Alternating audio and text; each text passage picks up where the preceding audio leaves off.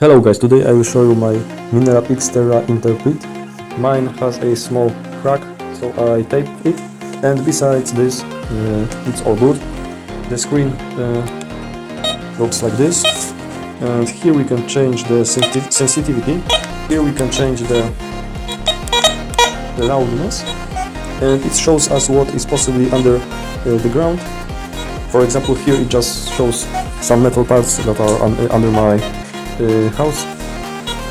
It shows us how deep is something, and if we hold this, we can turn off signals for some rusty metal like bolts and other useless things.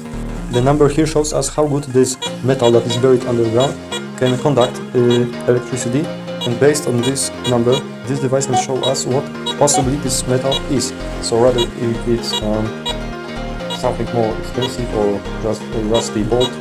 And also we have a pinpointer, so it will tell us exactly where is the metal. And that's pretty much it.